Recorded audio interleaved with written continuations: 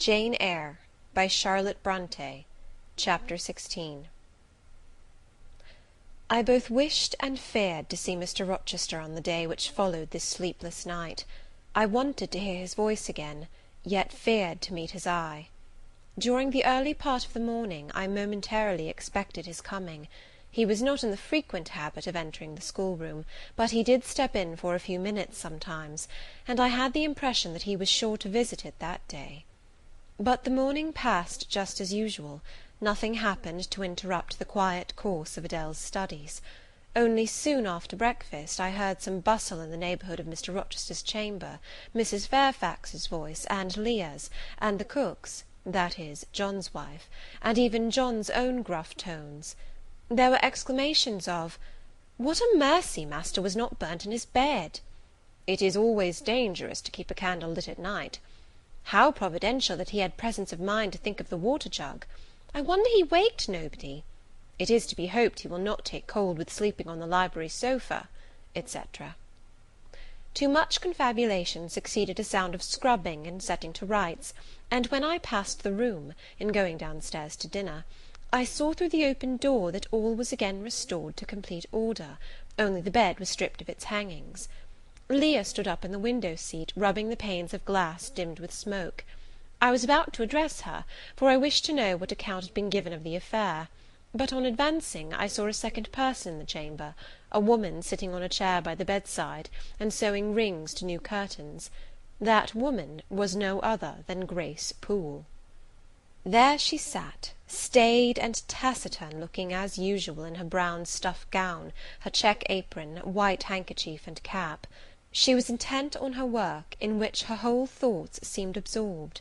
On her hard forehead, and in her commonplace features, was nothing either of the paleness or desperation one would have expected to see marking the countenance of a woman who had attempted murder, and whose intended victim had followed her late last night to her lair, and, as I believed, charged her with the crime she wished to perpetrate. I was amazed, confounded. She looked up, while I still gazed at her. No start, no increase or failure of colour betrayed emotion, consciousness of guilt, or fear of detection. She said, "Good morning, miss," in her usual phlegmatic and brief manner, and taking up another ring and more tape, went on with her sewing. I will put her to some test, thought I. Such absolute impenetrability is past comprehension. "Good morning, Grace," I said. "Has anything happened here? I thought I heard the servants all talking together a while ago." "Only master had been reading in his bed last night. He fell asleep with his candle lit, and the curtains got on fire, but fortunately he awoke before the bedclothes or the woodwork caught, and contrived to quench the flames with the water in the ewer." "A strange affair," I said, in a low voice. Then, looking at her fixedly, "Did Mr. Rochester wake nobody? Did no one hear him move?" She again raised her eyes to me, and this time there was something of consciousness in her expression. She seemed to examine me warily. Then she answered, "The servants sleep so far off, you know, miss, they would not be likely to hear.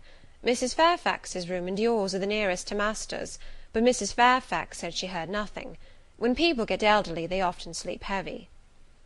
She paused, and then added with a sort of assumed indifference, but still in a marked and significant tone, "But you are young, miss, and I should say a light sleeper. Perhaps you may have heard a noise." "I did," said I, dropping my voice, so that Leah, who was still polishing the panes, could not hear me. "And at first I thought it was Pilot.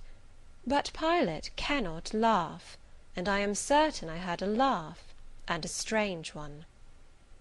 She took a new needleful of thread, waxed it carefully, threaded her needle with a steady hand, and then observed, with perfect composure, "It is hardly likely master would laugh, I should think, miss, when he was in such danger. You must have been dreaming." "I was not dreaming," I said, with some warmth, for her brazen coolness provoked me. Again she looked at me, and with the same scrutinizing and conscious eye. "Have you told master that you heard a laugh?" she inquired. "I have not had the opportunity of speaking to him this morning." "You did not think of opening your door and looking out into the gallery?" she further asked. She appeared to be cross-questioning me, attempting to draw from me information unawares. The idea struck me that if she discovered I knew or suspected her guilt, she would be playing some of her malignant pranks on me. I thought it advisable to be on my guard. "On the contrary," said I bolted my door." "Then you are not in the habit of bolting your door every night before you get into bed?" Fiend! She wants to know my habits, that she may lay her plans accordingly. Indignation again prevailed over prudence. I replied sharply, "Hitherto I have often omitted to fasten the bolt. I did not think it necessary. I was not aware any danger or annoyance was to be dreaded at Thornfield Hall. But in future," and I laid marked stress on the words, "I shall take good care to make all secure before I venture to lie down." "It will be wise to do so," was her answer. "This neighbourhood is as quiet as any I know, and I never heard of the Hall being attempted by robbers since it was a house, though there are hundreds of pounds worth of plate in the plate closet, as is well known. And you see, for such a large house, there are very few servants, because master has never lived here much, and when he does come, being a bachelor, he needs little waiting on. But I always think it best to err on the safe side. A door is soon fastened, and it is well to have a drawn bolt between one and any mischief that may be about. A deal of people, miss, are for trusting all to Providence, but I say Providence will not dispense with the means, though he often blesses them when they are used discreetly." And here she closed her harangue, a long one for her, and uttered with the demureness of a Quakeress. I still stood absolutely dumbfounded at what appeared to be her miraculous self-possession and most inscrutable hypocrisy, when the cook entered. "Mrs. Poole," said she, addressing Grace, "the servants' dinner will soon be ready. Will you come down?" "No, just put my pint of porter and a bit of pudding on a tray, and I'll carry it upstairs." "You'll have some meat?" "Just a morsel, and a taste of cheese, that's all." "And the sago?" "Never mind it at present. I shall be coming down before tea time. I'll make it myself." The cook here turned to me, saying that Mrs. Fairfax was waiting for me, so I departed. I hardly heard Mrs. Fairfax's account of the curtain conflagration during dinner, so much was I occupied in puzzling my brains over the enigmatical character of Grace Poole, and still more in pondering the problem of her position at Thornfield, and questioning why she had not been given into custody that morning, or at the very least dismissed from her master's service. He had almost as much as declared his conviction of her criminality last night. What mysterious cause withheld him from accusing her? Why had he enjoined me, too, to secrecy? It was strange. A bold, vindictive, and haughty gentleman seemed somehow in the power of one of the meanest of his dependents; so much in her power, that even when she lifted her hand against his life, he dared not openly charge her with the attempt, much less punish her for it. Had Grace been young and handsome, I should have been tempted to think that tenderer feelings than prudence or fear influenced Mr. Rochester in her behalf; but, hard favoured and matronly as she was, the idea could not be admitted. Yet, I reflected, she has been young once; her youth would be contemporary with her master's. Mrs. Fairfax told me once she had lived here many years. I don't think she can ever have been pretty; but for aught I know, she may possess originality and strength of character to compensate for the want of personal advantages. Mr. Rochester is an amateur of the decided and eccentric. Grace is eccentric, at least. What of a former caprice, a freak very possible to a nature so sudden and headstrong as his, has delivered him into her power, and she now exercises over his actions a secret influence, the result of his own indiscretion, which he cannot shake off, and dare not disregard. But having reached this point of conjecture, Mrs. Poole's square, flat figure, and uncommonly dry, even coarse face, recurred so distinctly to my mind's eye, that I thought, no, impossible, my supposition cannot be correct. Yet, suggested the secret voice which talks to us in our own hearts, you are not beautiful either, and perhaps Mr. Rochester approves you. At any rate, you have often felt as if he did, and last night, remember his words, remember his look, remember his voice. I well remembered all. Language, glance, and tone seemed at the moment vividly renewed. I was now in the schoolroom. Adele was drawing. I bent over her and directed her pencil. She looked up with a sort of start. "Qu'avez-vous, mademoiselle?" said she. Vos doigts tremblent comme la feuille, et vos joues sont rouges, mais rouges comme des cerises. I am hot, Adele, with stooping. She went on sketching. I went on thinking. I hastened to drive from my mind the hateful notion I had been conceiving respecting Grace Poole. It disgusted me. I compared myself with her, and found we were different. Bessie Leaven had said I was quite a lady, and she spoke truth. I was a lady. And now I looked much better than I did when Bessie saw me. I had more colour and more flesh, more life, more vivacity, because I had brighter hopes and keener enjoyments. Evening approaches, said I, as I looked towards the window. I had never heard Mr. Rochester's voice or step in the house to-day, but surely I shall see him before night. I feared the meeting in the morning. Now I desire it, because expectation has been so long baffled that it has grown impatient. When dusk actually closed, and when Adele left me to go and play in the nursery with Sophie, I did most keenly desire it. I listened for the bell to ring below. I listened for Leah coming up with a message. I fancied sometimes I heard Mr. Rochester's own tread, and I turned to the door, expecting it to open and admit him. The door remained shut. Darkness only came in through the window. Still it was not late. He often sent for me at 7 and 8 o'clock, and it was yet but 6. Surely I should not be wholly disappointed to-night, when I had so many things to say to him.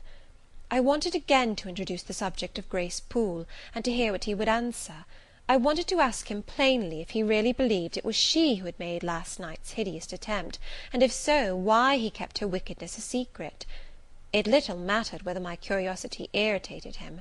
I knew the pleasure of vexing and soothing him by turns. It was one I chiefly delighted in, and a sure instinct always prevented me from going too far. Beyond the verge of provocation I never ventured. On the extreme brink I liked well to try my skill.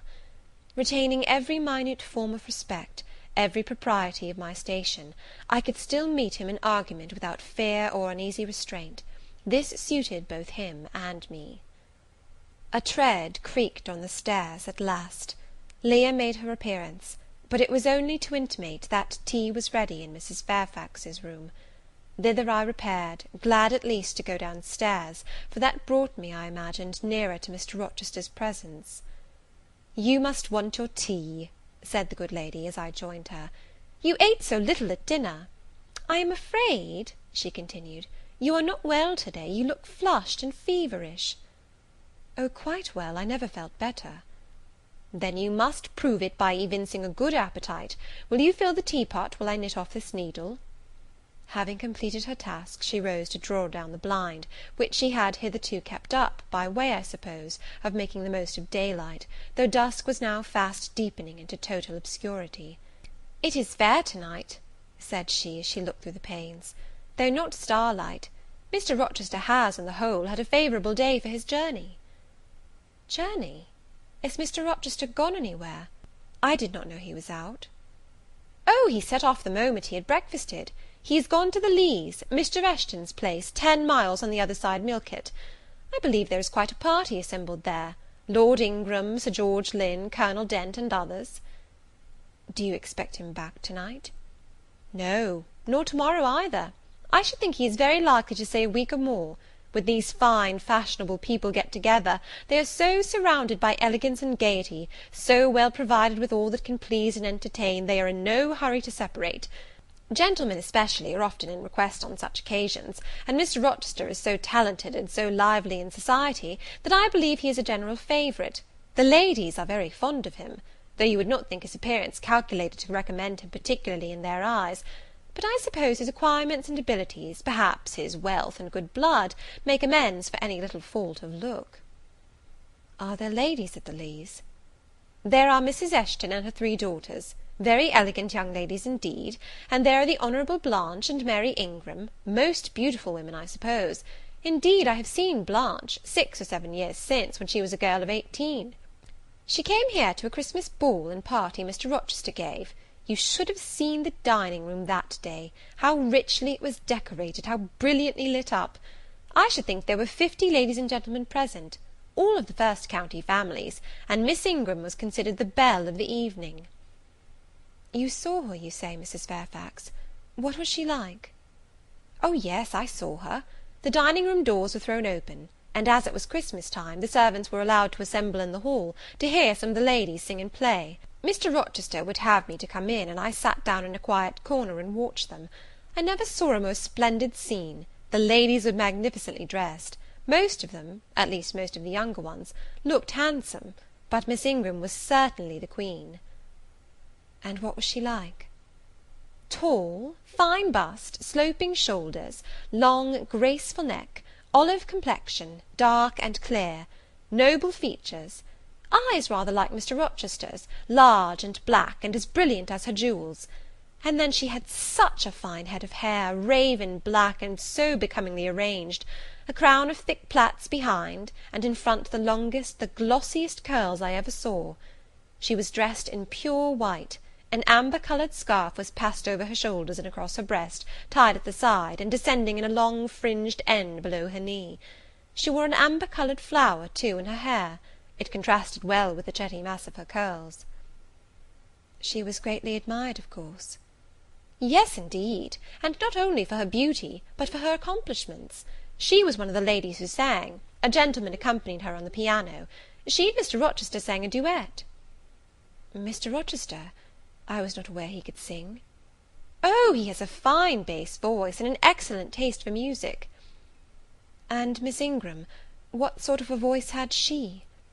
"A very rich and powerful one. She sang delightfully. It was a treat to listen to her, and she played afterwards. I am no judge of music, but Mr. Rochester is, and I heard him say her execution was remarkably good." "And this beautiful and accomplished lady, she is not yet married?" "It appears not. I fancy neither she nor her sister have very large fortunes. Old Lord Ingram's estates was chiefly entailed, and the eldest son came in for everything almost." "But I wonder no wealthy nobleman or gentleman has taken a fancy to her. Mr. Rochester, for instance. He is rich, is he not?" "Oh, yes; but you see there is a considerable difference in age. Mr. Rochester is nearly 40, she is but 25. "What of that? More unequal matches are made every day." "True; yet I should scarcely fancy Mr. Rochester would entertain an idea of the sort. But you eat nothing; you have scarcely tasted since you began tea." "No, I am too thirsty to eat. Will you let me have another cup?" I was about again to revert to the probability of a union between Mr. Rochester and the beautiful Blanche, but Adele came in, and the conversation was turned into another channel. When once more alone, I reviewed the information I had got, looked into my heart, examined its thoughts and feelings, and endeavoured to bring back with a strict hand such as had been straying through imagination's boundless and trackless waste into the safe fold of common sense. Arraigned at my own bar, memory, having given her evidence of the hopes, wishes, sentiments I had been cherishing since last night, of the general state of mind in which I had indulged for nearly a fortnight past, reason having come forward and told, in her own quiet way, a plain, unvarnished tale, showing how I had rejected the real and rabidly devoured the ideal, I pronounced judgment to this effect: that a greater fool than Jane Eyre had never breathed the breath of life, that a more fantastic idiot had never surfeited herself on sweet lies, and swallowed poison as if it were nectar. "You," I said, "a favourite with Mr. Rochester! You, gifted with the power of pleasing him! You, of importance to him in any way! Go! Your folly sickens me. And you have derived pleasure from occasional tokens of preference, equivocal tokens shown by a gentleman of family and a man of the world to a dependent and a novice! How dared you? Poor stupid dupe! Could not even self-interest make you wiser? You repeated to yourself this morning the brief scene of last night. Cover your face and be ashamed. He said something in praise of your eyes, did he? Blind puppy! Open their bleared lids, and look on your own accursed senselessness.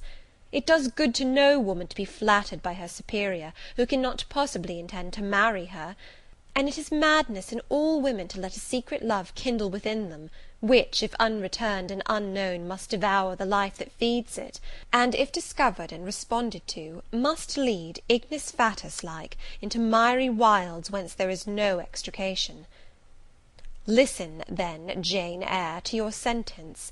To-morrow, place the glass before you, and draw in chalk your own picture, faithfully, without softening one defect, omit no harsh line, smooth away no displeasing irregularity, write under it, Portrait of a Governess, disconnected, poor, and plain. Afterwards, take a piece of smooth ivory, you have one prepared in your drawing box, take your palette, mix your freshest, finest, clearest tints, choose your most delicate camel hair pencils, delineate carefully the loveliest face you can imagine, paint it in your softest shades and sweetest lines, according to the description given by Mrs. Fairfax of Blanche Ingram. Remember the raven ringlets, the oriental eye. What, you revert to Mr. Rochester as a model? Order, no snivel, no sentiment, no regret. I will endure only sense and resolution. Recall the august yet harmonious lineaments, the Grecian neck and bust. Let the round and dazzling arm be visible, and the delicate hand. Omit neither diamond ring nor gold bracelet. Portray faithfully the attire, aerial lace and glistening satin, graceful scarf and golden rose. Call it Blanche, an accomplished lady of rank. Whenever, in future, you should chance to fancy Mr. Rochester thinks well of you, take out these two pictures and compare them. Say, Mr. Rochester might probably win that noble lady's love, if he chose to strive for it. Is it likely he would waste a serious thought on this indigent and insignificant plebeian? I'll do it, I resolved, and having framed this determination, I grew calm and fell asleep. I kept my word. An hour or two sufficed to sketch my own portrait in crayons, and in less than a fortnight I had completed an ivory miniature of an imaginary Blanche Ingram. It looked a lovely face enough, and when compared with the real head in chalk, the contrast was as great as self-control could desire. I derived benefit from the task. It had kept my head and hands employed, and had given force and fixedness to the new impressions I wished to stamp indelibly on my heart. Ere long, I had reason to congratulate myself on the course of wholesome discipline to which I had thus forced my feelings to submit. Thanks to it, I was able to meet subsequent occurrences with a decent calm, which, had they found me unprepared, I should probably have been unequal to maintain, even externally. Chapter 17.